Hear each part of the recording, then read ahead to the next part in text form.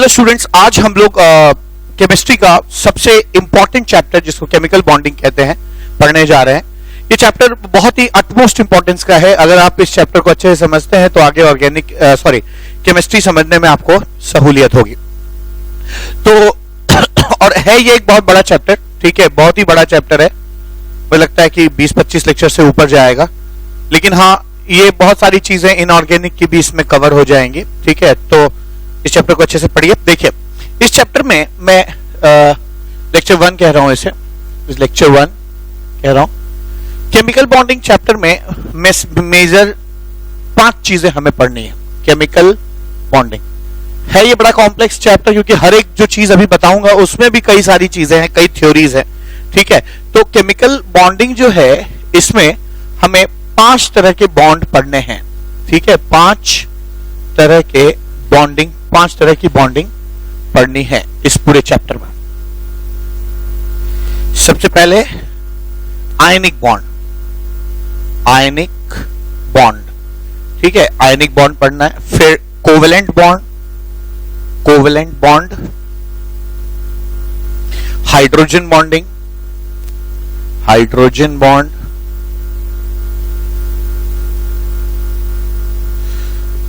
Van der Waals forces,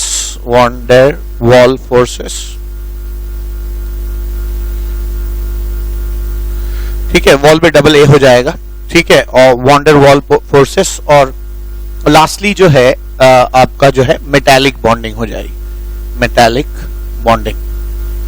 तो कहने में बड़ा सिंपल लगता है कि ये 5 टॉपिक्स हमें पढ़ने हैं, ठीक है, लेकिन मैं आपको बता दूं कि इन 5 टॉपिक्स में भी कई बातें हैं। जैसे आयनिक बॉन्ड जब हम शुरू करेंगे तो आयनिक बॉन्ड में हम लोग फजान रूल वगैरह सब पढ़ने लगेंगे, फिर पोलराइजेशन पढ़ने लगेंगे, फिर आयनिक कंपाउंड्स के आयनिक कंपाउंड से पूरे डिटेल में चले जाएंगे। ऐसे ही कोवलेंट बॉन्ड जब हम पढ़ना शुरू करेंगे तो हम लोग बिल्कुल है ना कोसेल लेविस कॉन्सेप्ट, फिर है ना जितनी सारी छोटी छोटी थ्योरीज है ना, वैलेंस बॉन्ड थ्योरी हो गया या मॉलिक्यूलर ऑर्बिटल थ्योरी हो गया, तो जितनी भी थ्योरीज हैं उनमें एक एक करके जाते जाएंगे। और है ना उन थ्योरीज में भी कई सारे करेक्शंस हैं, जैसे हाइब्रिडाइजेशन और वैलेंशियल इलेक्ट्रॉन पेयर रिपल्शन थ्योरी हो गया। तो अपने आप में जैसे कोवलेंट बॉन्ड, भले ही मैंने ये 2 शब्द लिखे हैं, ये अपने आप में कम से कम 10 से 12 लेक्चर होगा, ठीक है। तो हर एक टॉपिक कहने को ये 2-2 लाइन 2-2 अक्षर जरूर लिखे गए हैं, पर अपने आप में एक बड़े बड़े सब्जेक्ट जैसे हैं, ठीक है। तो इससे पहले कि मैं आयनिक बॉन्ड से शुरू करूं, और सीक्वेंस यही रहेगा, आयनिक बॉन्ड पहले पढ़ाऊंगा, फिर कोवलेंट, फिर हाइड्रोजन, फिर वॉन्डरवॉल, फिर मेटालिक बॉन्डिंग पढ़ाऊंगा, ठीक है। तो इससे पहले कि मैं है ना आयनिक बॉन्ड से शुरू करूं, मैं चाहता हूं कि मैं बेसिकली आपको कुछ हल्का सा एक इंट्रोडक्शन दूं कि आखिर बॉन्डिंग होती क्या है, ठीक है, और फिर हम लोग आयनिक बॉन्ड से शुरू कर देंगे, ठीक है ना। तो अभी मैं हो सकता है इंट्रोडक्शन में मैं आयनिक बॉन्ड और कोवलेंट बॉन्ड हल्का हल्का टच करूं, वो जस्ट सिर्फ इंट्रोडक्टरी ही होगा, ठीक है। फिर मैं डिटेल में वापस लौटूंगा इंट्रोडक्शन के बाद आयनिक बॉन्ड पे, और आयनिक बॉन्ड में कम से कम मुझे 5 लेक्चर 6 लेक्चर लगेंगे। फिर मैं कोवलेंट बॉन्ड में आऊंगा, 10-12 लेक्चर लगेगा, तो एक एक करके इसमें आऊंगा। तो आइए इंट्रोडक्शन जो है वो मैं देता हूं आपका, इंट्रोडक्शन, ठीक है, इंट्रोडक्शन। अब इंट्रोडक्शन क्या,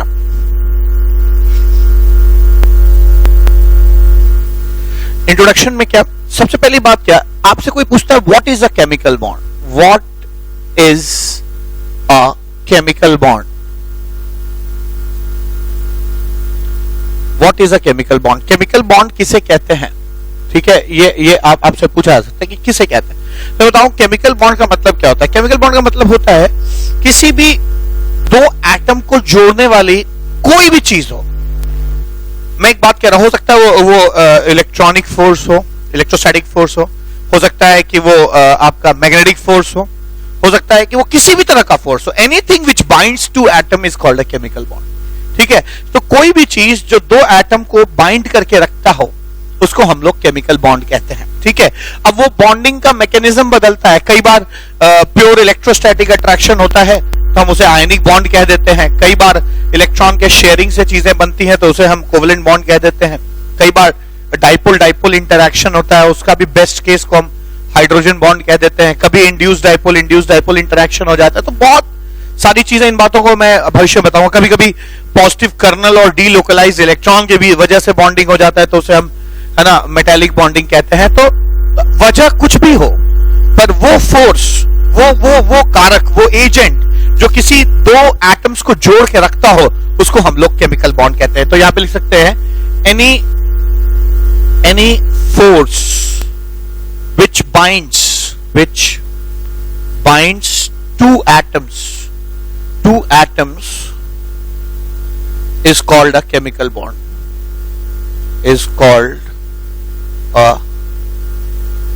chemical bond, is called a chemical bond, chemical bond कहते हैं। तो आप याद रखिए कि जैसे अगर ये दो एटम्स हैं, एक एटम है, ये दो एटम है, ये किसी भी वजह से अगर आपस में चिपक जाए ऐसे, ठीक है, तो इस सिचुएशन को हम क्या कहते हैं, केमिकल बॉन्ड कहेंगे, ठीक है। It's called chemical bond, chemical bond कहा जाएगा इसको, ठीक है। ये केमिकल बॉन्डिंग से इसको कहेंगे। ये वजह कुछ भी हो, चाहे इलेक्ट्रोस्टैटिक हो, चाहे मैग्नेटिक हो, चाहे जो भी वजह हो, इसको आप केमिकल बॉन्ड कहेंगे, ठीक है। अब दूसरी चीज आई कि what is a chemical bond, तो समझ गए। अब अगली चीज आती है कि पहले के इंसान ये सोचता था कि आखिर तो एटम बाइंड क्यों करते हैं, why two atoms get bonded to each other, why, क्यों बॉन्ड। तो ये भी एक अच्छा क्वेश्चन है कि why atoms bind with each other, bind with each other.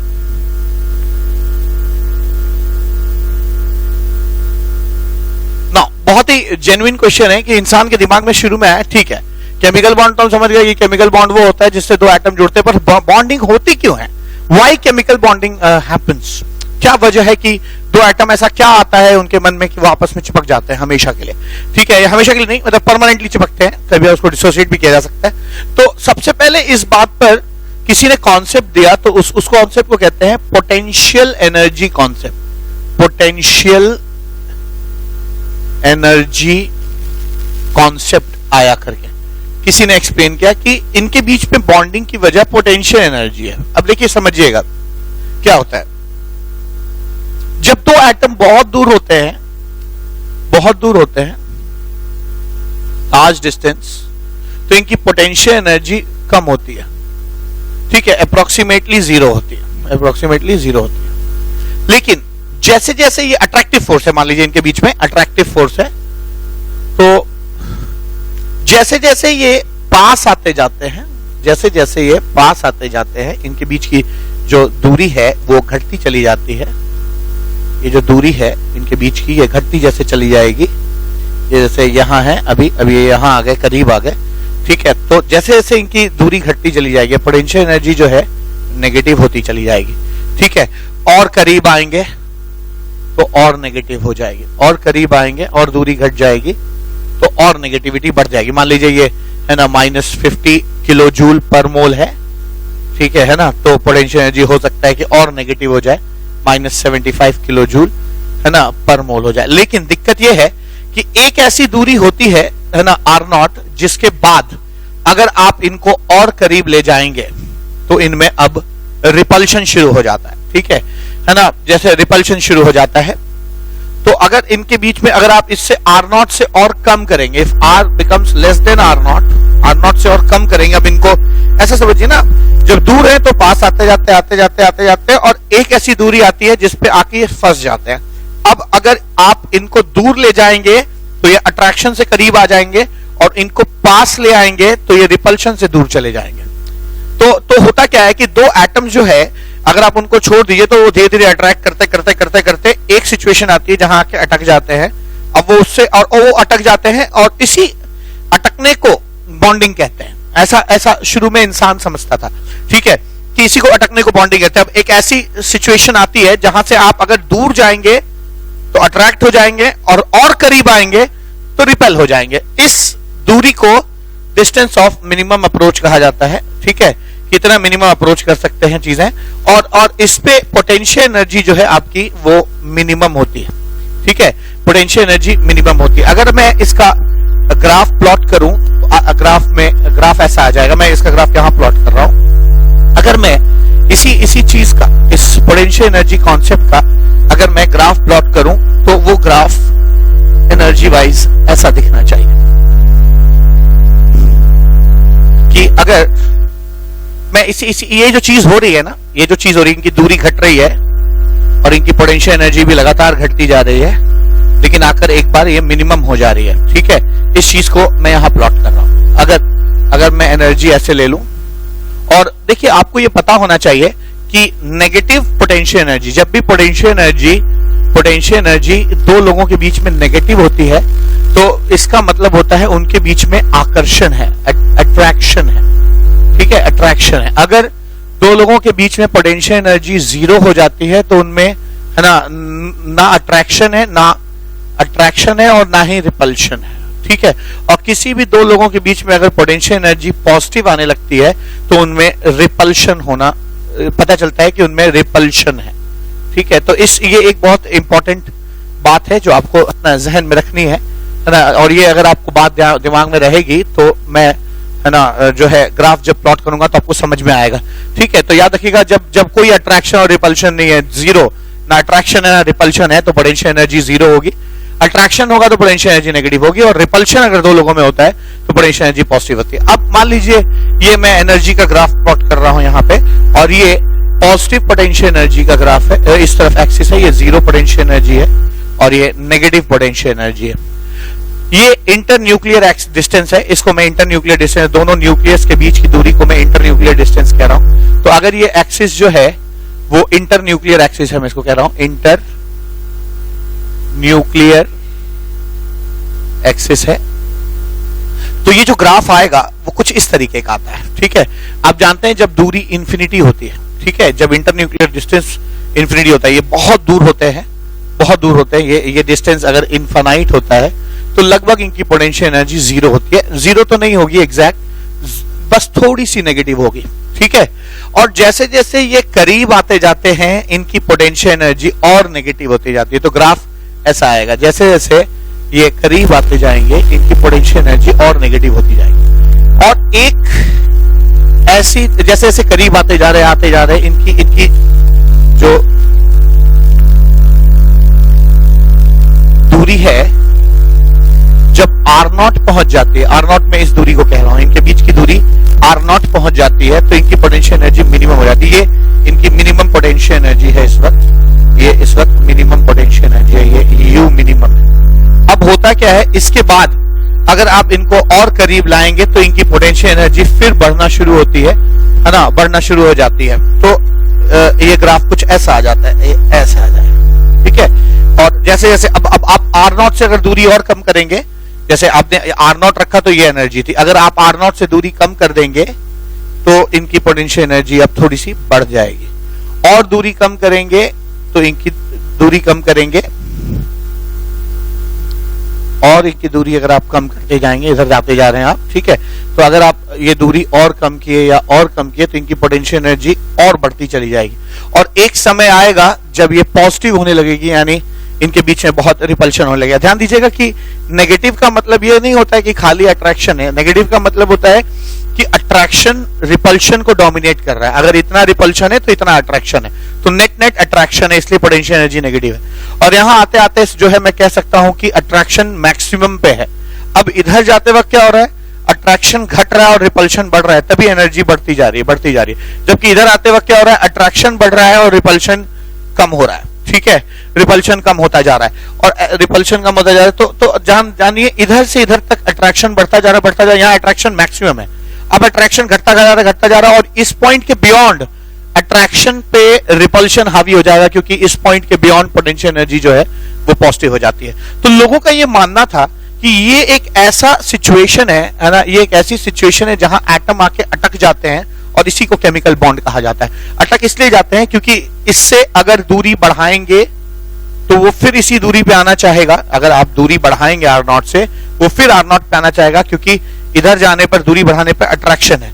और अगर आप दूरी कम कर देंगे इनके बीच की तो रिपल्शन से वहां पहुंच जाएगा। तो लोगों का कहना है कि इस मिनिमम एनर्जी जिस पे दो एटम पहुंच जाते हैं पोटेंशियल एनर्जी के, है ना, यही वो रीजन है कि यहां आके अटक जाते हैं, और दुनिया वाले इसको केमिकल बॉन्ड कहते हैं। ठीक है, कि दो एटम एक दूसरे से ऐसी जगह आकर अटक जाते हैं जिसपे उनकी पोटेंशियल एनर्जी मिनिमम हो जाती है, और इस सिचुएशन को केमिकल बॉन्ड कहा जाता है ना। इसको बॉन्ड लेंथ कहते हैं कि भाई इस बॉन्ड की लंबाई जो है वो R0 है, बॉन्ड लेंथ कहा जाता है। और इस मिनिमम पोटेंशियल एनर्जी को ही बॉन्ड एनर्जी कहते हैं कि भाई इतनी एनर्जी दोगे तब जाके इनको आप सेपरेट कर पाओगे, क्योंकि ये अट्रैक्ट करके यहां आके फंस गए।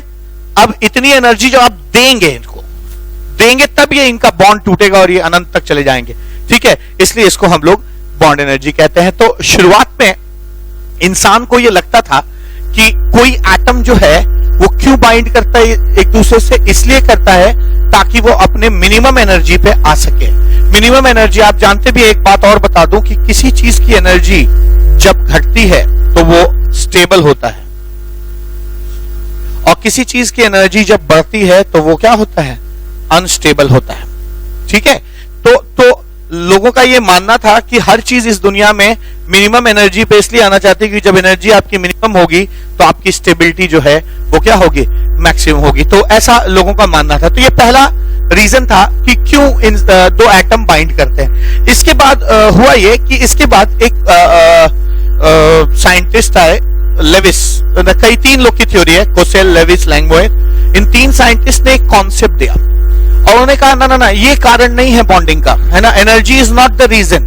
उसके कई दलील भी है, मैं जब लेविस थ्योरी पढ़ाऊंगा तो उसमें आपको बताऊंगा कि बहुत सारे रीजंस हैं कि क्यों इस पोटेंशियल एनर्जी कॉन्सेप्ट को डिस्कार्ड कर दिया गया। इस पोटेंशियल एनर्जी कॉन्सेप्ट को डिस्कार्ड कर दिया गया। कहा रीजन जो है एनर्जी में नहीं है, रीजन जो है दो लोगों के जुड़ने का केमिस्ट्री में है, ठीक है।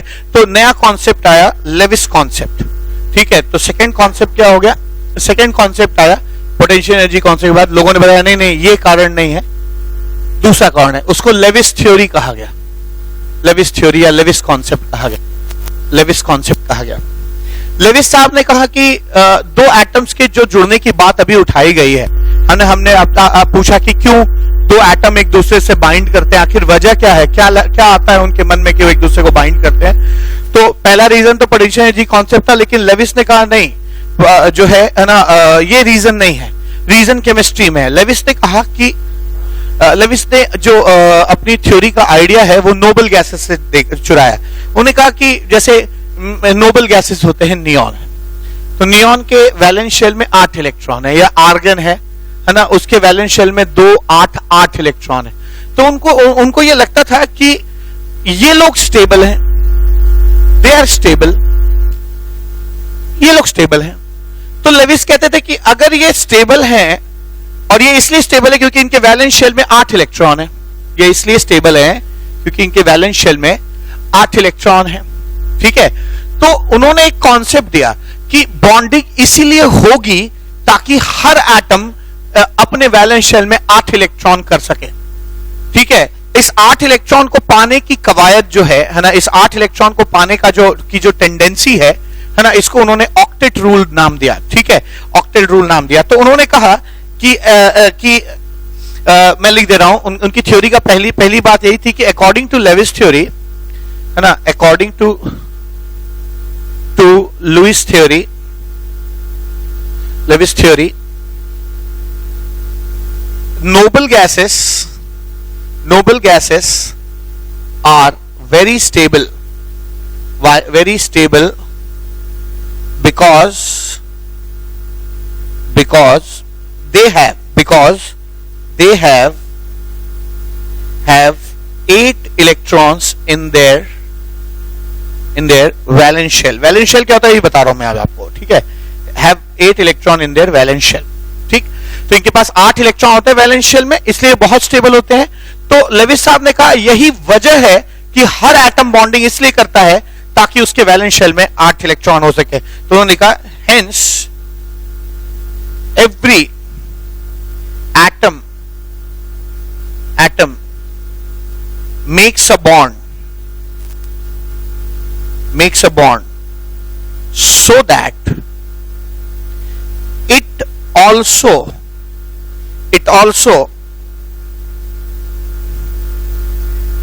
also acquires 8 electron in its valence shell. 8 electron in its valence shell. Acquire 8 electron in its valence shell. और इस चीज को उन्होंने 8 को ऑक्ट कहते हैं, तो ऑक्टेट रूल कहा, ठीक है। तो and this rule rule was termed as octet rule, as octet rule. इसको octet rule कहा गया. तो लेविस ने कहा कि चूंकि मैं देख रहा हूं कि नोबल गैस बहुत स्टेबल होते हैं, हर चीज इस दुनिया में स्टेबिलिटी की ओर जाना चाहती है, तो जिन लोगों के पास वैलेंस शेल में 8 इलेक्ट्रॉन नहीं है नोबल गैस की तरह, वो बॉन्डिंग करते हैं ताकि अपने वैलेंस शेल में 8 इलेक्ट्रॉन कर सकें, और यही वजह है केमिकल बॉन्डिंग करने की.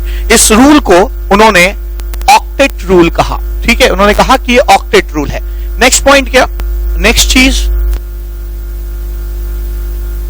ठीक है, नेक्स्ट चीज क्या कहा उन्होंने, नेक्स्ट चीज कही उन्होंने यही बताया कि ध्यान रखिएगा कि अगर कोई एटम है, मान लीजिए सोडियम एटम है, ठीक है, एक सोडियम एटम है, तो आप जानते हैं सोडियम एटम में का इलेक्ट्रॉनिक कॉन्फ़िगरेशन 281 होता है. यानी इसके जो मेन अंदर वाला पहला शेल है उसमें 2 इलेक्ट्रॉन होंगे, पहले शेल में 2 इलेक्ट्रॉन होंगे, फिर दूसरे शेल में 8 इलेक्ट्रॉन होंगे, 1 2 3 4 5 6 7 8 इलेक्ट्रॉन होंगे. और फिर एक और शेल होगा जिसमें 1 इलेक्ट्रॉन होगा. ठीक है, ये एक और है शेल है जिसमें 1 इलेक्ट्रॉन होगा. तो इस जो सबसे बाहरी शेल होता है ना, उसको वैलेंस शेल कहते हैं. इसको है ना वैलेंस शेल कहा जाता है, कॉल्ड वैलेंस शेल. और इसको कहते हैं वैलेंस इलेक्ट्रॉन, वैलेंस इलेक्ट्रॉन कहा जाता है. ध्यान देंगे कि ये जो अंदर के जितने भी इलेक्ट्रॉन्स है, चाहे ये वाले हों चाहे और अंदर वाले हों, इनको हम लोग है ना, इनको हम लोग इनर कोर इलेक्ट्रॉन्स कहते हैं. इनर कोर इलेक्ट्रॉन्स कहा जाता है, इनर कोर इलेक्ट्रॉन्स कहा जाता है. और ये जो बीच में पड़ा हुआ है, आप जानते हैं इसको, मैंने एटॉमिक स्ट्रक्चर में पढ़ा है, इसको हम लोग न्यूक्लियस कहते हैं, न्यूक्लियस कहते हैं. ठीक है, तो एक चीज हो गई क्या, वैलेंस शेल किसे कहते हैं, वैलेंस इलेक्ट्रॉन किसे कहते हैं, ये भी बता दिया मैंने. इनर कोर इलेक्ट्रॉन किसे कहते हैं, ये भी बता दिया मैंने. और न्यूक्लियस किसे कहते हैं, ये बता दिया. मैं आपको बताऊं कि इनर कोर इलेक्ट्रॉन और न्यूक्लियस दोनों को जोड़ के हम उनको कर्नेल भी कहते हैं, कर्नेल भी कहते हैं. या इस पूरे एटम में से अगर आप वैलेंस इलेक्ट्रॉन को छोड़ दीजिए तो अंदर की जो चीज बच गई, न्यूक्लियस और अंदर के इनर कोर इलेक्ट्रॉन, ये जो इनर कोर इलेक्ट्रॉन्स हैं और न्यूक्लियस है ना, इसको हम कंबाइंड रूप से कर्नेल कहते हैं. ठीक है, they are called kernel, kernel कहा जाता है इनको. ठीक है, दे आर कॉल्ड कर्नेल. तो मैंने ये बात इतनी क्यों बताई, मैंने ये बात इसलिए बताई क्योंकि लेविस साहब का ये मानना था, ठीक है, लेविस साहब का ये मानना था कि सिर्फ और सिर्फ ये जो उनका ऑक्टेट रूल है ये वैलेंस इलेक्ट्रॉन के लिए ही ट्रू है. ठीक है, तो बल्कि मुझे ये कहना चाहिए कि लेविस थ्योरी के अनुसार नोबल गैसेस 8 इलेक्ट्रॉन की वजह से बहुत स्टेबल होते हैं, इसलिए है ना हर एटम बॉन्डिंग इसलिए करता है ताकि उसके वैलेंस शेल में, ध्यान रखिएगा वैलेंस शेल की बात की उन्होंने, अंदर के इलेक्ट्रॉन्स की बात नहीं की. उन्होंने कहा वैलेंस शेल में 8 इलेक्ट्रॉन हो जाए, इसके लिए बॉन्डिंग की जाती है. ठीक है, तो याद रखिए अगली बात क्या हो जाएगी, अगली बात यह है, सेकंड पॉइंट क्या है, सेकंड पॉइंट यह है कि ओनली सेकंड पॉइंट क्या है, only according to Lewis theory only valence electrons participate in chemical bonding, बॉन्डिंग में सिर्फ वैलेंस इलेक्ट्रॉन पार्टिसिपेट करते हैं, क्योंकि वैलेंस इलेक्ट्रॉन में ही 8 इलेक्ट्रॉन लाने की कवायद की जाती है, कोशिश की जाती है. ठीक है, तो ये चीज आ गई. ठीक, दूसरी बात हुई लेविस थ्योरी की. लेविस थ्योरी ने और भी बताया क्या, और तीसरी बात भी बताई उन्होंने. तीसरी बात क्या कही इस थ्योरी की, तीसरी बात क्या है, उन्होंने कहा कि मेरे अनुसार उन्होंने और सारे बॉन्ड्स, कई तरह के बॉन्ड्स ही बता दिए. ठीक है, कि कितने तरह के बॉन्ड होते हैं. अगर उन्होंने कहा कि अगर कोई एटम इलेक्ट्रोपॉजिटिव है, इलेक्ट्रोपॉजिटिव उसे कहते हैं जो इलेक्ट्रॉन को अट्रैक्ट नहीं करता. ठीक है, इलेक्ट्रॉन देने की टेंडेंसी रखता है, मैंने केमिकल पीरियोडिक प्रॉपर्टीज में पढ़ा है. इलेक्ट्रोपॉजिटिव और दूसरा इलेक्ट्रोनेगेटिव, एक इलेक्ट्रॉन देना चाहता है और एक इलेक्ट्रॉन लेना चाहता है, तो ऐसी जगह पर है ना आयनिक बॉन्ड बनता है. उन्होंने कहा आयनिक बॉन्ड बनेगा, आयनिक बॉन्ड को उन्होंने इलेक्ट्रोवैलेंट बॉन्ड भी कहा। It is also called electrovalent bond. Ionic bond बनता है और ये आयनिक बॉन्ड जो है वो बेसिकली एक ये इलेक्ट्रॉन देना चाहता है और इलेक्ट्रॉन लेना चाहता है, तो ये डोनेट करेगा और ये एक्सेप्ट करेगा। तो आयनिक बॉन्ड का जो मेन फंडा है वो donation and acceptance of electron है ना, डोनेशन और एक्सेप्टेंस ऑफ इलेक्ट्रॉन पे बेस्ड होता है। ठीक है, तो लेविस थ्योरी में इन्होंने तीसरी बात कही। दूसरी चीज कही कि अगर दोनों लोग इलेक्ट्रॉन चाहते हैं, अब देखिए होता क्या, आप अपने घर में है, आपके एक ही साइकिल है, आपको भी चाहिए आपके भाई को भी चाहिए, एक ही बाइक है, आपको भी चाहिए आपके भाई को भी चाहिए, तो वहां पे क्या होगा, आप शेयरिंग कर लेते हैं। क्या सुबह मैं कोचिंग जाऊंगा तो मैं बाइक लेके जाऊंगा, शाम को तुम अपने कोचिंग जाना तो तुम अपनी बाइक, तुम फिर यही बाइक ले जाना। तो जब दोनों लोगों को जरूरत है बाइक की तो और बाइक एक ही है तो शेयर हो जाती है। ऐसे यहां पे है, दोनों लोग अगर इलेक्ट्रोनेगेटिव हैं, दोनों लोगों को अगर इलेक्ट्रॉन की जरूरत है, ठीक है, दोनों लोग इलेक्ट्रॉन पाना चाहते हैं, तो हम इस केस में है ना जो बॉन्ड बनता है वो शेयरिंग से बनता है और उसको उन्होंने कोवैलेंट बॉन्ड कहा। उन्होंने कोवैलेंट बॉन्ड कहा। कोवैलेंट बॉन्ड का जो फंडा है वो शेयरिंग से होता है। ठीक है ना, शेयरिंग उसकी फिलॉसफी है। अगर दोनों लोग इलेक्ट्रोपॉजिटिव हैं तो क्या होगा, यानी दोनों लोग अगर मेटल है, दोनों इलेक्ट्रॉन देना चाहते हैं तो क्या होगा, तो दोनों लोग अपने इलेक्ट्रॉन्स जो है वो देकर डीलोकलाइज कर देंगे और वही इलेक्ट्रॉन दो कर्नल्स के बीच में बॉन्डिंग का काम करेगा। हो सकता है आपको मेरी बात यहां पे कम समझ में आई, तो अभी आप फिलहाल इसको छोड़ दीजिए, मेटालिक बॉन्डिंग पढ़ाऊंगा तो मैं क्लियर करूंगा। तो अगर दोनों इलेक्ट्रोपॉजिटिव होते हैं तो वहां पे कौन सा बॉन्ड हो जाएगा, मेटालिक बॉन्डिंग होगी, मेटालिक बॉन्डिंग हो जाएगी। और मेटालिक बॉन्डिंग जो है वो बेस्ड है ना शेयरिंग ऑफ डीलोकलाइज्ड इलेक्ट्रॉन, है ना, लोकलाइज्ड इलेक्ट्रॉन के शेयरिंग पे बेस्ड है। ठीक है, तो दोस्तों हम लोग ने यहाँ पे बहुत ही मैंने एक हल्का सा इंट्रोडक्शन दिया। अभी इंट्रोडक्शन मेरा खत्म नहीं हुआ है क्योंकि मैं हल्का हल्का आपको आयनिक बॉन्ड और कोवैलेंट बॉन्ड का भी इंट्रोडक्शन दूंगा। ठीक है ना, आयनिक बॉन्ड का भी या फिर कोवैलेंट बॉन्ड का भी मैं इंट्रोडक्शन आपको थोड़ा सा दूंगा। अभी तो ये बॉन्ड खत्म नहीं हुआ है, लेकिन मैंने अब तक क्या बताया, मैंने बताया कि बॉन्डिंग किसे कहते हैं, इस चीज पे बातचीत की, और बॉन्डिंग क्यों होती है। बॉन्डिंग होने का शुरुआती जो कॉन्सेप्ट था वो ये था कि लोग अपनी पोटेंशियल एनर्जी को मिनिमम करने के लिए बॉन्डिंग करते हैं। बाद में पता चला, बाद में लेविस साहब आए, बोले ऐसा कोई बात नहीं है, लोग बॉन्डिंग इसलिए करते हैं, इसमें एनर्जी कम और केमिस्ट्री ज्यादा है, लोग बॉन्डिंग इसलिए करते हैं ताकि अपने वैलेंस शेल में 8 इलेक्ट्रॉन पा सके। 8 इलेक्ट्रॉन इसलिए पा सके क्योंकि नोबल गैसेस 8 इलेक्ट्रॉन पाकर स्टेबल होते हैं, तो हर आदमी चाहता है कि अपने वैलेंस शेल में 8 इलेक्ट्रॉन कर दे ताकि उसकी भी जो इलेक्ट्रॉनिक कॉन्फ़िगरेशन है वो नोबल गैस से मैच करने लगे। और चूंकि नोबल गैस स्टेबल होते हैं 8 रख के, तो ये भी स्टेबल हो जाएगा 8 पाके। ठीक है, और उन्होंने ये भी बताया कि ऐसा करने में सिर्फ वैलेंस शेल के इलेक्ट्रॉन्स पार्टिसिपेट करते हैं। और उन्होंने ये भी बताया कि है ना अलग अलग सिचुएशन में कितने तरह की बॉन्डिंग हो सकती है। अब हमारी अगली चीज क्या है, आइए अब हम देखते हैं कि आयनिक बॉन्ड कैसे बनता है और कोवैलेंट बॉन्ड कैसे बनता है लेविस थ्योरी के हिसाब से। अब आयनिक बॉन्ड लेविस थ्योरी के अनुसार कैसे बनता है, कोवैलेंट बॉन्ड कैसे बनता है। भाई लेविस थ्योरी की तो हमने बातें पढ़ ली, अब लेविस थ्योरी के हिसाब से कैसे बॉन्ड्स बनते हैं इसको सीखा जाए। तो सबसे पहले लेविस थ्योरी के हिसाब से आयनिक बॉन्ड कैसे बनेगा। ठीक है, आयनिक बॉन्डिंग कैसे होगी ये देखिए। तो लेविस साहब के अनुसार मैं 2 एग्जाम्पल लूंगा। पहला एग्जाम्पल फर्स्ट, लेविस के अनुसार ये जैसे ये सोडियम है, ठीक है, ये सोडियम है, सोडियम के वैलेंस 2, 8, 1 इलेक्ट्रॉनिक कॉन्फ़िगरेशन होता है। ठीक है, और क्लोराइड है, क्लोराइड के पास इलेक्ट्रॉनिक कॉन्फ़िगरेशन है 2, 8, 7। लेविस मैं डॉट स्ट्रक्चर बता रहा हूं। यहां पे उन्होंने कहा कि चूंकि वैलेंस इलेक्ट्रॉन ही पार्टिसिपेट करते हैं तो हमेशा जो है ना वैलेंस इलेक्ट्रॉन को ही शो करना चाहिए। ठीक है, शो करना चाहिए। तो इन्होंने कहा कि यहां पर 1 इलेक्ट्रॉन इन्होंने दिखाया वैलेंस शेल वाला। ये क्लोरीन में 7 दिखाया उन्होंने, 1, 2, 3, 4, 5, 6, 7।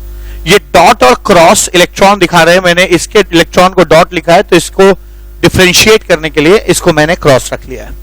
ठीक है, अब आप देख सकते हैं कि यहां जो क्लोरीन है ये बहुत चाहता है, ठीक है, कि इसको 1 इलेक्ट्रॉन मिल जाए। मैं इसको यहीं लिख रहा हूं,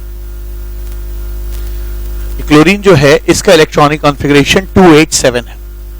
ठीक है, तो इसका इलेक्ट्रॉनिक कॉन्फ़िगरेशन 287 है। तो ये चाहता है कि ना इसके वैलेंस शेल में 1 इलेक्ट्रॉन बढ़ जाए क्योंकि इसके पास 7 इलेक्ट्रॉन है। ठीक है, और ये चाहता है कि इसका 1 इलेक्ट्रॉन घट जाए क्योंकि ये घट जाएगा तो इसका ऑक्टेट पूरा हो जाएगा, इसका ऑक्टेट पूरा हो जाएगा।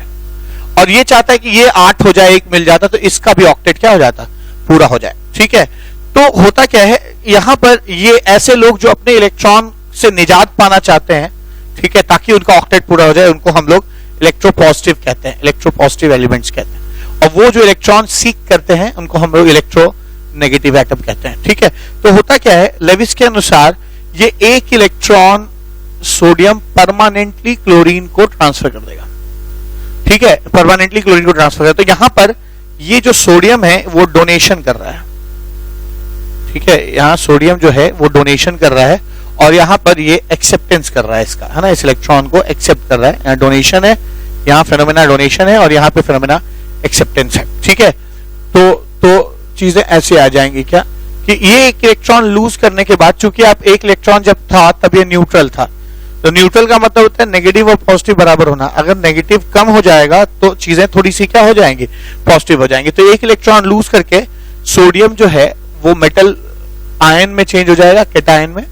ये आपका सोडियम कैटायन हो गया। और एक इलेक्ट्रॉन एक्स्ट्रा पाके क्लोरीन जो है, यहां पर क्लोरीन जो है एक इलेक्ट्रॉन एक्स्ट्रा पा जाएगा, 1 2 3 4 5 6 7 और एक इलेक्ट्रॉन ये जो इधर से सोडियम से 8, ये क्लोरीन का कॉन्फ़िगरेशन हो गया। और याद रखिए क्लोरीन ने एक एक्स्ट्रा इलेक्ट्रॉन पाने की वजह से क्लोरीन पे नेगेटिव चार्ज आ जाएगा। अब ये जो नेगेटिव चार्ज है और ये जो पॉजिटिव चार्ज है, ये दोनों एक दूसरे को प्योरली इलेक्ट्रोस्टैटिक फोर्स से अट्रैक्ट करने लगेंगे।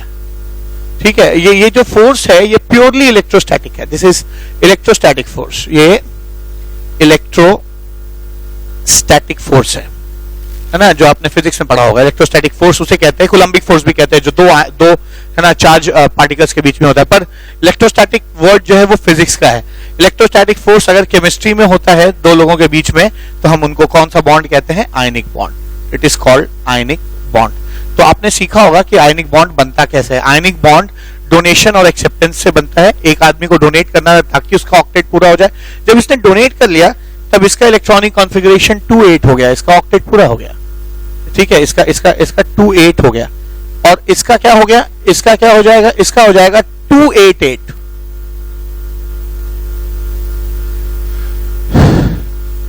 इसका इलेक्ट्रॉनिक कॉन्फ़िगरेशन 2-8-8 हो गया। ठीक है, ये 2-8-8 हो गया, तो ये इसका इलेक्ट्रॉनिक कॉन्फ़िगरेशन आ जाएगा।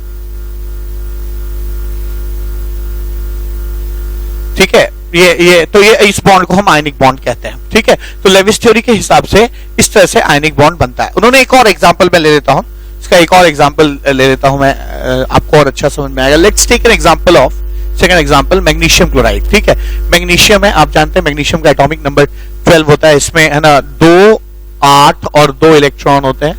तो इसके वैलेंस शेल में 2 इलेक्ट्रॉन्स हैं। मैग्नीशियम के वैलेंस शेल में 2 इलेक्ट्रॉन्स हैं, 2 इलेक्ट्रॉन्स है ये।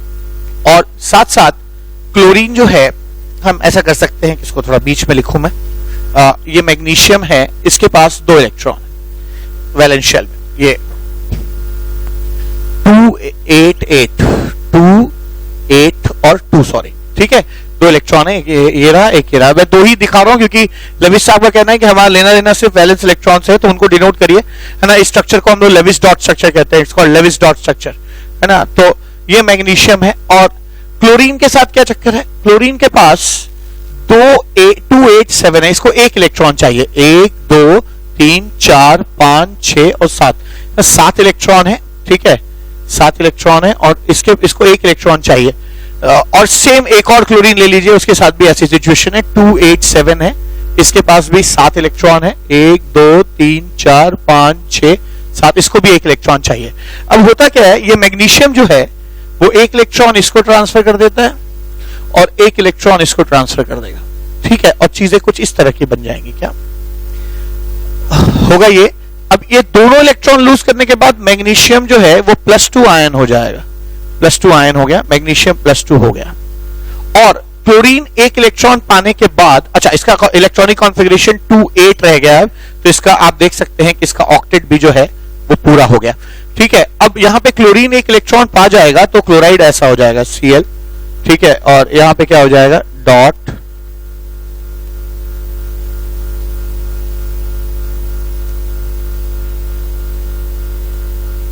ऐसे हो जाएगा, ठीक है। और यहां पर जो है वो नेगेटिव आ जाएगा, ठीक है। और यहां पर क्या हो जाएगा, तो एक नेगेटिव इसलिए आया कि उसने एक नेगेटिव किसी से एक्सेप्ट किया, ओवरऑल ये न्यूट्रल था, एक इलेक्ट्रॉन नेगेटिवली चार्ज था वो आ जाएगा, तो यहाँ पे नेगेटिव आ जाएगा। ऐसे ही यहाँ के क्लोरीन के साथ भी हो जाएगा Cl, ठीक है। और यहाँ पे cross cross cross cross cross cross cross, और एक इलेक्ट्रॉन जो इससे लिया डॉट आ जाएगा, ठीक है। तो ये दूसरा क्लोरीन हो गया, इसका इलेक्ट्रॉनिक कॉन्फ़िगरेशन भी अब 2 8 और एक इलेक्ट्रॉन बाकी 8 हो जाएगा, 2 8 8 हो जाएगा। यहां भी मैं देख सकता हूं इसका भी ऑक्टेट पूरा हो गया, इसका भी ऑक्टेट पूरा हो गया, और सेम इसी तरह इसका भी ऑक्टेट जो है वो पूरा हो जाएगा, ठीक है। इसका भी ऑक्टेट जो है वो पूरा हो जाए, और इनके बीच में अब इस पॉजिटिव को ये नेगेटिव अट्रैक्ट करेगा, ये इलेक्ट्रोस्टैटिक फोर्स इसके बीच में काम करेगा, ठीक है। तो याद रखिए आयनिक बॉन्ड को ऐसे डॉटेड चीजों से ही दिखाते हैं, ठीक है।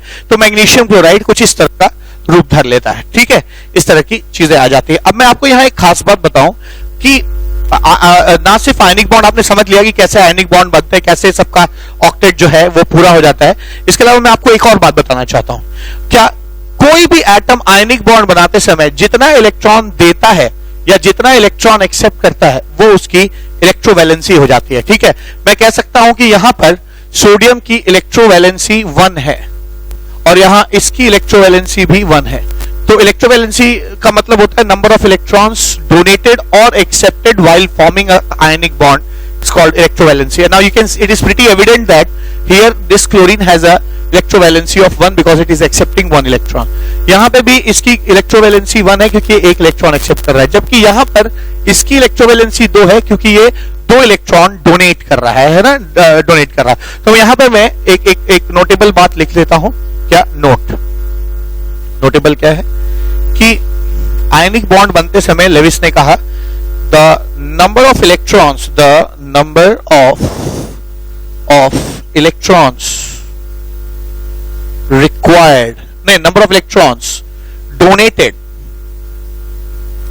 or accepted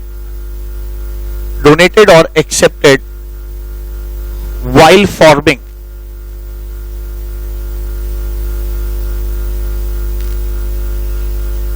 an ionic bond को हम लोग इलेक्ट्रोवैलेंट बॉन्ड भी कहते हैं, है ना, while forming इलेक्ट्रोवैलेंट बॉन्ड, है ना, is called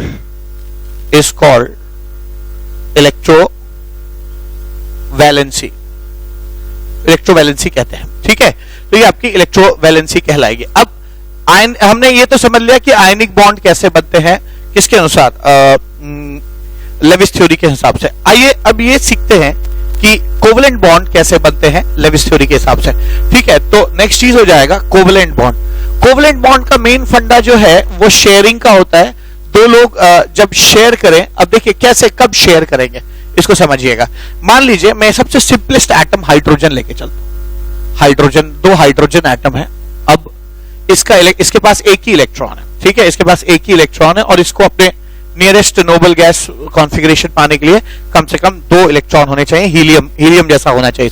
तो इसको भी एक इलेक्ट्रॉन चाहिए और इसके पास भी एक इलेक्ट्रॉन, इसको भी एक इलेक्ट्रॉन चाहिए। इसका इलेक्ट्रॉन यह है और इसका इलेक्ट्रॉन यह है, ठीक है। अब होता क्या है, इसको एक इलेक्ट्रॉन अगर ये पा जाएगा तो ये 2 हो जाएगा, हीलियम का कॉन्फ़िगरेशन हो जाएगा। आपको बताया कि लेविस थ्योरी पूरी तरह से नोबल गैस के कॉन्फ़िगरेशन पे ही बेस्ड थी।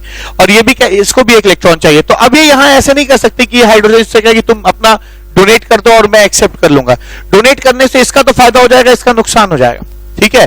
तो यहां पर दोनों एक बीच का रास्ता निकालते, कहते हैं ऐसा करो, ऐसा करते हैं, मैं अपना इलेक्ट्रॉन और तुम अपना इलेक्ट्रॉन, ठीक है, हम ऐसा करते हैं, हम दोनों अपने अपने इलेक्ट्रॉन बीच में रख देते हैं, ठीक है। इस हाइड्रोजन ने अपना इलेक्ट्रॉन यहां रख दिया, इस हाइड्रोजन ने भी अपना इलेक्ट्रॉन बीच में रख दिया और कहे कि तुमसे कोई पूछेगा तो तुम कहना मेरे पास 2 इलेक्ट्रॉन है, ये दोनों अपना बता देना, ठीक है। और मुझसे कोई पूछेगा तो मैं कहूंगा मेरे पास भी 2 इलेक्ट्रॉन है, ठीक है। तो यहां इफेक्टिवली इसके पास भी 2 इलेक्ट्रॉन हो गए और इफेक्टिवली इसके पास भी 2 इलेक्ट्रॉन हो गए और दोनों हीलियम का कॉन्फ़िगरेशन के करीब पहुंच गए, ठीक है, हीलियम के कॉन्फ़िगरेशन के करीब पहुंच गए। इस तरह से कोवलेंट बॉन्ड बनता है लेविस थ्योरी में, है ना। और याद रखिए जब भी लेविस थ्योरी में 2 इलेक्ट्रॉन शेयर किए जाते हैं हम केमिस्ट्री में उसको सिंगल बॉन्ड से दिखाते हैं, अगर 4 इलेक्ट्रॉन शेयर किए जाएंगे तो हम उसको डबल बॉन्ड कहेंगे, अगर 6 इलेक्ट्रॉन शेयर किए जाएंगे तो हम उसको ट्रिपल बॉन्ड कहेंगे। हर एक बॉन्ड का मतलब 2 इलेक्ट्रॉन होता है, ठीक है, ऐसा हो जाएगा। तो ये हाइड्रोजन हाइड्रोजन सिंगल बॉन्ड और इक्विवेलेंट बॉन्ड बनाने का एक पहला एग्जांपल था, फर्स्ट एग्जांपल, ठीक है। ये तो खैर होमोन्यूक्लियर बॉन्डिंग हो गई, एक ही जैसे दोनों न्यूक्लियस है इसलिए ऐसी बॉन्डिंग होगी। अगर हेट्रोन्यूक्लियर की बात करें तो वो भी आप कर सकते हैं, यहाँ हाइड्रोजन ले लीजिए और क्लोरीन ले लीजिए। हाइड्रोजन के वैलेंस शेल में 1 इलेक्ट्रॉन होता है, क्लोरीन के वैलेंस शेल में 7 इलेक्ट्रॉन होते हैं। ये हाइड्रोजन का वैलेंस इलेक्ट्रॉन है, क्लोरीन का वैलेंस इलेक्ट्रॉन ऐसे हो गया। अब यहाँ पे क्या है, सबको मालूम है कि है ना, दोनों को एक एक चाहिए, इसको एक चाहिए ताकि ये 2 हो जाए और हीलियम जैसा कॉन्फ़िगरेशन हो जाए, और इसको भी एक चाहिए ताकि ये 288 हो जाए, इसका ऑक्टेट जो है पूरा हो जाए, ठीक है। तो होता क्या है, फिर वही अरेंजमेंट होगा, यहाँ पे भी फिर वही अरेंजमेंट होगा। दोनों ने अपना इलेक्ट्रॉन तय किया है कि हम बीच में रख देंगे। तो हाइड्रोजन है यहाँ पे क्लोरीन है, हाइड्रोजन अपना इलेक्ट्रॉन यहां रख देगा, क्लोरीन अपना इलेक्ट्रॉन यहां रख देगा, 1 2 3 4 5 6, ठीक है। और ये अब इसको, अच्छा देखिए, ये जो पीछे इलेक्ट्रॉन्स हैं ये शेयर नहीं हुए, सिर्फ ये शेयर हुआ। इसने अपना एक बीच में रखा यहां और इसने अपना एक बीच में रखा यहां, ठीक है। अब हाइड्रोजन से कोई पूछता है तो कहता है कि मेरे पास 2 इलेक्ट्रॉन है, इसका डुएट पूरा हो गया।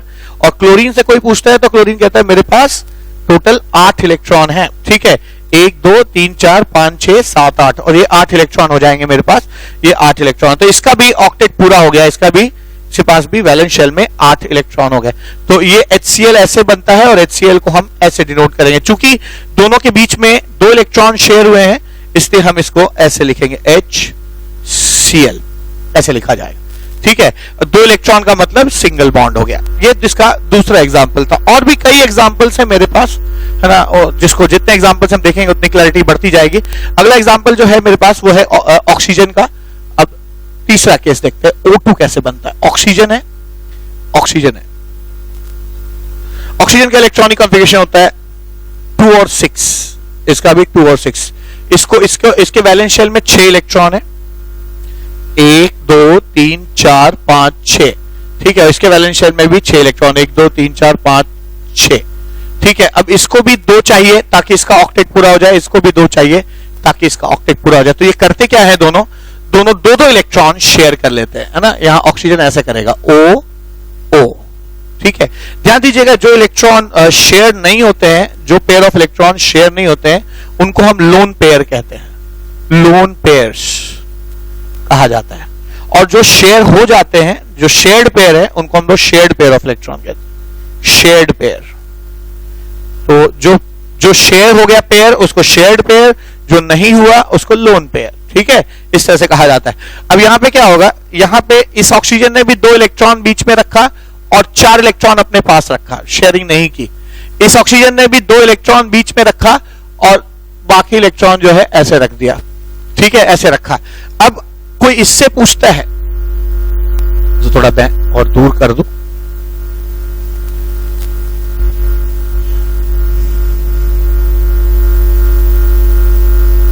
ठीक है, इस तरह से हो जाएगा। तो यहां पर होता क्या है कि जो है, अगर मैं इसको लेविस डॉट स्ट्रक्चर इसका बनाऊं तो इस ऑक्सीजन के पास टोटल 8 इलेक्ट्रॉन हो जाएंगे, ठीक है, 1 2 3 4 5 6 7 8 इलेक्ट्रॉन हो गए, ठीक है। और इसके पास भी टोटल जो है 8 इलेक्ट्रॉन हो जाएंगे, 8 इलेक्ट्रॉन्स हो जाएंगे। तो आपने देखा यहां पर 2 और 2 4 इलेक्ट्रॉन शेयर किए गए हैं, इसलिए इसका जो लेविस डॉट स्ट्रक्चर होता है, लेविस डॉट स्ट्रक्चर तो खैर यही है जो मैंने बनाया है, इसको ऐसे डिनोट किया जाता है। इन 2 बॉन्ड्स का मतलब, पहला बॉन्ड मतलब 2 इलेक्ट्रॉन और दूसरा बॉन्ड मतलब 2 इलेक्ट्रॉन। तो डबल बॉन्ड भी लेविस थ्योरी ने एक्सप्लेन किया कि डबल बॉन्ड कैसे बनता है, ठीक है। ऐसे ही आप ट्रिपल बॉन्ड भी लेविस थ्योरी के अनुसार ट्रिपल बॉन्ड भी बन सकता है। जैसे नाइट्रोजन है, नाइट्रोजन का इलेक्ट्रॉनिक कॉन्फ़िगरेशन 2 5 होता है, दूसरे नाइट्रोजन का भी 2 5 ले लीजिए। इसके वैलेंस शेल में 5 इलेक्ट्रॉन है, 1 2 3 4 5, इसे 5 है, 1 2 3 4 5। पहले में डॉट, दूसरे में क्रॉस, पहले में क्रॉस, दूसरे में डॉट, कोई भी आप कर सकते हैं, कोई नियम नहीं है इसके लिए, ठीक है। दोनों नाइट्रोजन ने तय किया कि मुझे भी 3 चाहिए ताकि 8 हो जाऊं और मुझे भी 3 चाहिए ताकि 8 हो जाऊं, तो ऐसा करते हैं, 3-3 इलेक्ट्रॉन शेयर करते हैं। तो दोनों नाइट्रोजन जो है वो 3-3 इलेक्ट्रॉन शेयर करने का मूड बनाते हैं।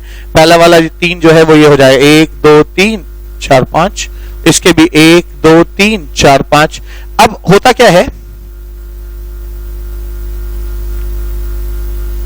ये 8 हो गए, 1 2 3 4 5 6 7 8। इसका भी ऑक्टेट जो है वो पूरा हो गया, ठीक है, और इसका ऑक्टेट भी पूरा हो गया। कैसे, ये देखिए, ये इसके पास भी 8 इलेक्ट्रॉन हो गए, ठीक है, इसके पास भी 1 2 3 4 5 6 7 8 इलेक्ट्रॉन हो जाएंगे, ठीक है। तो इसको केमिस्ट्री में कैसे दिखाते हैं, इसको केमिस्ट्री में ऐसे दिखाएंगे, N ट्रिपल बॉन्ड N, ठीक है, N ट्रिपल बॉन्ड N दिखाया जाता है। तो यहां पे मैंने 4 एग्जांपल लिए आपके को, 4 एग्जांपल्स के जरिए कोवेलेंट बॉन्ड एक्सप्लेन करने की कोशिश की, ठीक है। अब ध्यान रखिए, कोई भी एटम जितना इलेक्ट्रॉन शेयरिंग करता है वो उसकी कोवेलेंसी हो जाती है, ठीक है, उसको हम लोग कोवेलेंसी कहते हैं। तो यहां इसकी कोवेलेंसी जो है वो 1 है, यहां भी इसकी कोवेलेंसी 1 है। ध्यान दीजिएगा, इन दोनों की कोवेलेंसीज 1 है ना, क्योंकि इसने यहां पे भी देखिए हाइड्रोजन ने 1 इलेक्ट्रॉन दिया, इसने भी 1 इलेक्ट्रॉन दिया, तो मैं कह सकता हूं यहां पे हाइड्रोजन की भी कोवेलेंसी 1 है और क्लोरीन की भी कोवेलेंसी 1 है, ठीक है। इसी तरह पर यहां देखिए, यहां पे क्या है, ऑक्सीजन जो है, यहां पे ऑक्सीजन की कोवेलेंसी जो है उसने 2 और इसने 2, 2 इसने 2 इसने 4, तो 2 दोनों ने शेयर किया, तो दोनों की कोवेलेंसी 2 हो जाएगी। तो लेविस थ्योरी कहती है कि जितने इलेक्ट्रॉन आप आयनिक बॉन्ड बनाते समय शेयर या एक्सेप्ट करते हैं उसको इलेक्ट्रोवैलेंसी कहते हैं, और जितने इलेक्ट्रॉन आप कोवेलेंट बॉन्ड बनाते समय शेयर करते हैं उसको कोवेलेंसी कहते हैं। ध्यान दीजिएगा, आयनिक बॉन्ड बनाते समय जितना आप दे रहे हैं या एक्सेप्ट कर रहे हैं उसको इलेक्ट्रोवैलेंसी कहेंगे, और कोवेलेंट बॉन्ड बनाते समय जितने इलेक्ट्रॉन आप देते हैं या एक्सेप्ट करते हैं उसको कोवेलेंसी कहते हैं। और दोनों को कंबाइंड रूप से एक साथ एक शब्द से अगर आपको डिनोट करना है तो आप उसको वैलेंसी कह सकते हैं, ठीक है। तो वैलेंसी में दोनों बातें आ जाती है, valency is a subset for, valency is a superset of covalence and covalency and electrovalency. मैं समझाता हूं मैं क्या कहना चाहता हूं। यहां नाइट्रोजन की कोवेलेंसी 3 है और यहां इस नाइट्रोजन की भी कोवेलेंसी जो है वो 3 हो जाएगी, ठीक है, 3 हो जाएगी। तो मैं यहां पे लिखना चाहता हूं, पहली 2 बातें लिखना चाहता हूं। पहली बात, number of electrons shared during covalent bond formation, during covalent bond formation is called valency, is called covalency, I'm sorry, it's called covalency। Covalent bond तो कोवेलेंसी, आयनिक बॉन्ड तो इलेक्ट्रोवैलेंसी। एक बात हो गई, और दूसरी बात क्या हो गई, दूसरी बात हो गई है ना क्या कि दूसरी बात ये हो गई कि इलेक्ट्रोवैलेंसी और कोवेलेंसी को कंबाइंड रूप से हम है ना वैलेंसी कहते हैं, ठीक है। तो इलेक्ट्रो वैलेंसी और covalency can be can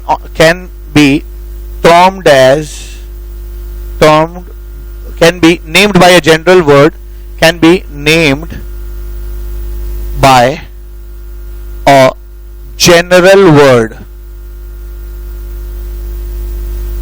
valency. तो आज के बाद कोई कोवेलेंसी इस्तेमाल नहीं करेगा, हम लोग जनरली वैलेंसी इस्तेमाल करते हैं। जब भी हम वैलेंसी कहते हैं तो इसका यही मतलब होता है कि आयनिक बॉन्ड बनते समय कितने लोग डोनेट या एक्सेप्ट हो रहे हैं उसको वैलेंसी कहते हैं। कोवेलेंट बॉन्ड बनते समय वैलेंसी का मतलब कितने इलेक्ट्रॉन्स क्या किए जा रहे हैं, है ना, शेयर किए जा रहे हैं, तो इसको वैलेंसी कहते हैं, ठीक है। तो आज के बाद आप इलेक्ट्रोवैलेंसी को और कोवेलेंसी को कंबाइंड रूप से आप वैलेंसी कह सकते हैं, ठीक है। तो यहां पे हम लोगों ने लेविस थ्योरी से आयनिक बॉन्ड कैसे बनता है, लेविस थ्योरी के अनुसार आयनिक बॉन्ड कैसे बनेगा, लेविस थ्योरी के अनुसार कोवेलेंट बॉन्ड कैसे बनेगा, ये तो सीख लिया। अब इन स्ट्रक्चर्स को हम लोग लेविस डॉट स्ट्रक्चर कहते हैं। तो आइए कुछ क्वेश्चंस करते हैं जिसमें हम लेविस डॉट स्ट्रक्चर की प्रैक्टिस करेंगे।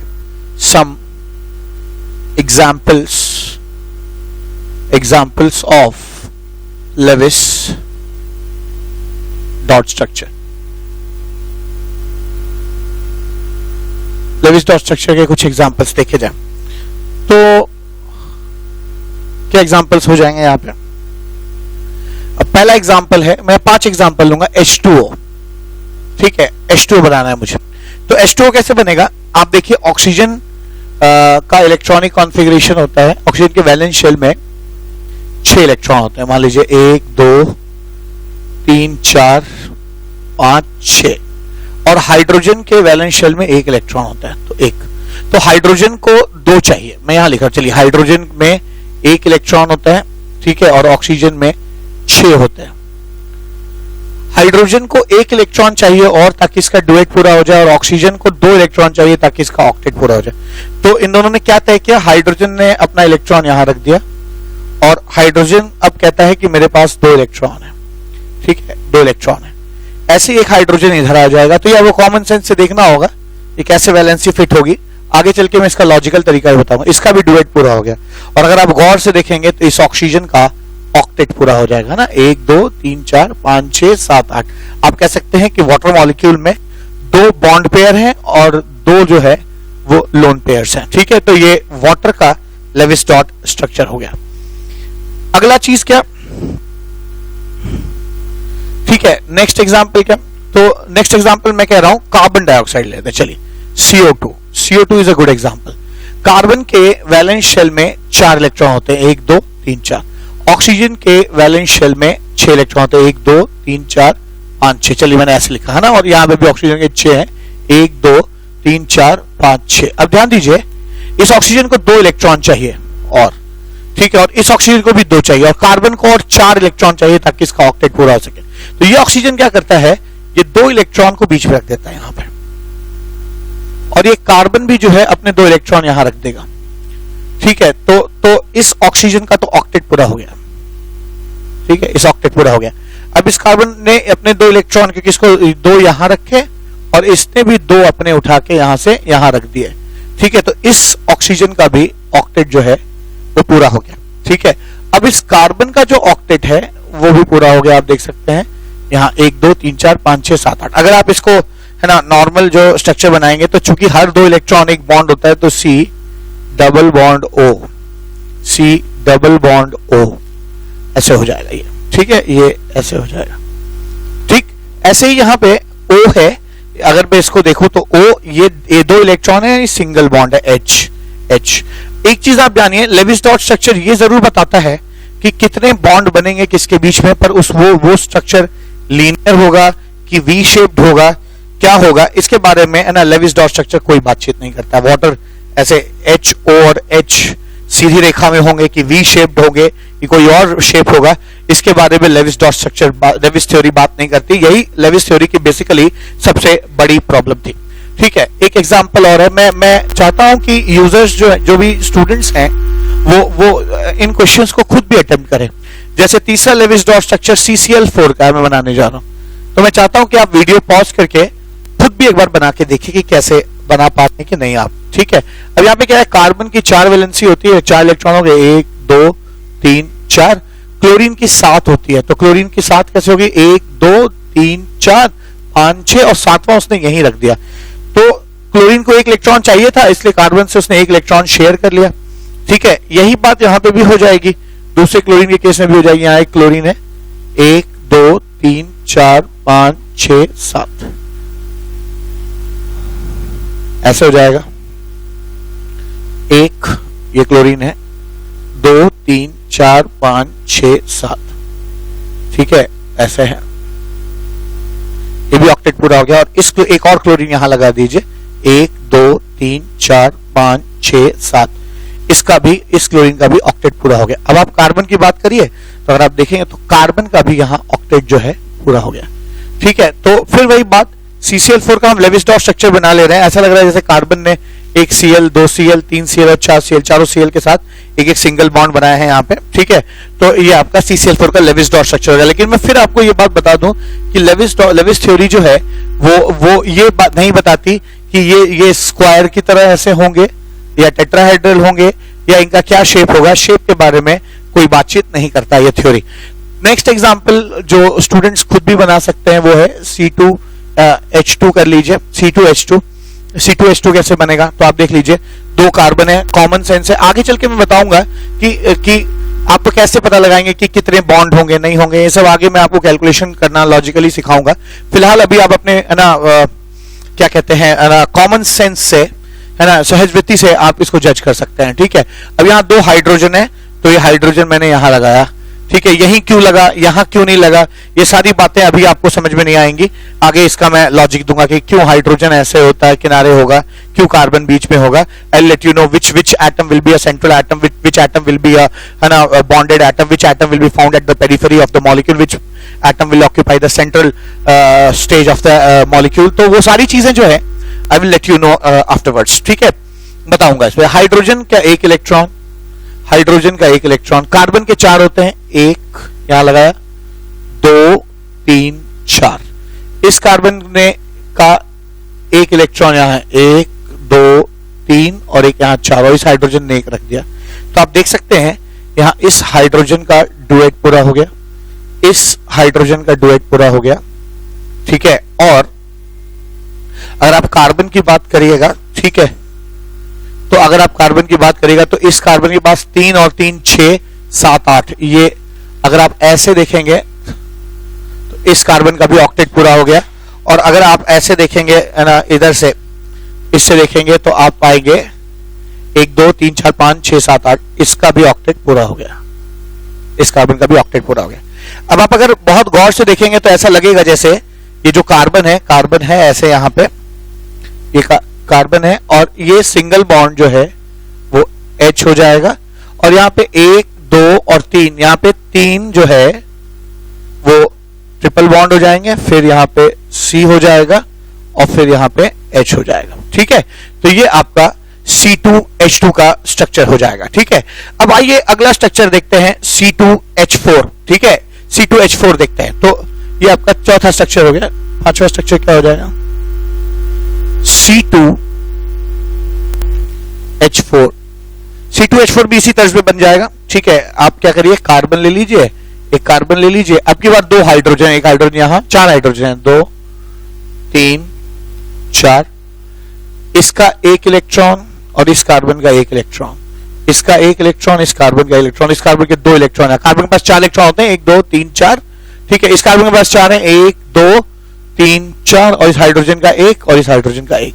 आप देख सकते हैं यहाँ पे कि इसका डुएट पूरा है, इसका डुएट पूरा है, इसका भी डुएट पूरा हो गया, इसका भी डुएट पूरा हो गया। जबकि अगर आप कार्बन की बात करेंगे तो इस कार्बन के ये 8 इलेक्ट्रॉन्स हो जाएंगे। ठीक है ना, और यहां इस कार्बन के भी ये 8 इलेक्ट्रॉन्स हो जाएंगे। ठीक है, ये 8 इलेक्ट्रॉन्स हो जाएंगे। तो यहां पे क्या हो जाएगा, C डबल बॉन्ड C,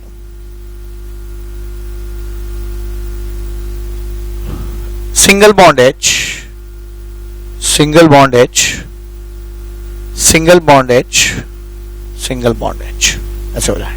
ठीक है, तो ये आपका C2H4 का लेविस-डॉट स्ट्रक्चर हो गया। तो मैंने यहां पे आपको लेविस-डॉट स्ट्रक्चर बनाना सिखा दिया। ठीक है, अब अगली बात क्या, अगली चीज है कि वैलेंसी कैसे कैलकुलेट किया। मैंने आपको थोड़ी देर पहले बताया था कि वैलेंसी जो है वो 2 तरह की होती है। अगर आयनिक बॉन्ड बनाते हैं हम तो आयनिक जब कंपाउंड बनाते हैं तो जितने इलेक्ट्रॉन कोई एटम लूज करता है या एक्सेप्ट करता है उसको इलेक्ट्रोवैलेंसी कहते हैं। और कोवलेंट बॉन्ड बनाते समय है ना, जितना कोई एटम जो है इलेक्ट्रॉन शेयर करता है उसको हम लोग कोवैलेंसी कहते हैं। और इलेक्ट्रोवैलेंसी और कोवैलेंसी को कंबाइंड रूप से हम लोग है ना वैलेंसी कहते हैं। पर मन में ये आता है, स्टूडेंट क्या आ सकता है कि सर वैलेंसी निकालें कैसे, how come I know what is the valency of a particular element. ठीक है, तो अगर आपको वैलेंसी निकालने की बात अगर आ जाती है तो ये वैलेंसी कैसे निकलेगा, आइए सीखते हैं।